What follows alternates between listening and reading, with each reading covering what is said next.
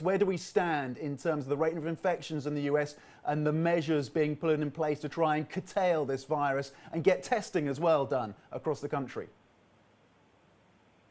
Tom, President Trump saying that the virus projections are very sobering. He is now admitting that this is not the flu, that it's vicious.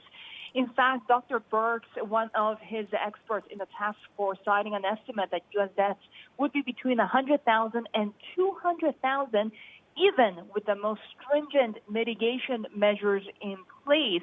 Currently, the United States standing at around 3,000 deaths. Another projection from the University of Washington saying that by April 15th, the death count is expected to peak, and we'll see more than 2,200 Americans dying every day. New York City deaths already topping 1,000. Yeah, those are terrifying numbers, aren't they, for many Americans out there. In terms of the economic steps that President Trump and his team are putting in to try and mitigate the impact of this, what are we hearing? What is the latest? President Trump calling on Congress to provide $2 trillion for U.S. infrastructure, one more phase in his handling of the coronavirus outbreak and its impact on the economy.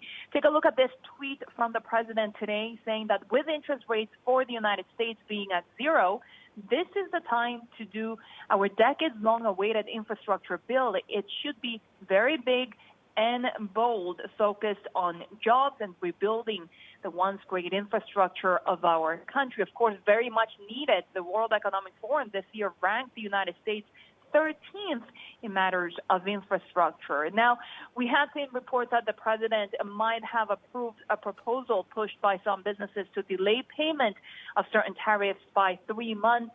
The order wouldn't apply to Chinese goods or duties on metals, but the president saying that he hasn't done anything on tariff payment deferrals.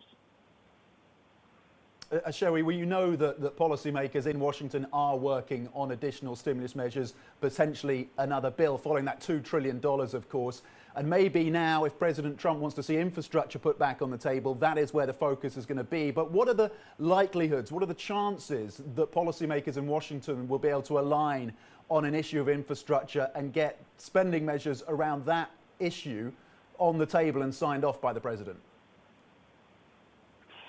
The reason that we have so much skepticism about another infrastructure bill is the fact that the president has touted this as a key measure during his campaign. Now, we're talking about years of talk on an infrastructure bill, but then any hopes for federal bill ended last May when Democrats said the president walked out of a meeting on this $2 trillion proposal unless the Democrats stopped investigating him and his administration. Now the president sort of using this outbreak to try to unite the country and try to work with the Democrats. So we'll see what happens at this point. We're already seeing the impact and the pressure that local governments are facing. We're talking about big fiscal losses, given that we're seeing restaurants, stores being shut. San Francisco coming out with one of the most detailed forecasts showing that they may lose as much as $1.26 billion of tax revenue over the next 2 years.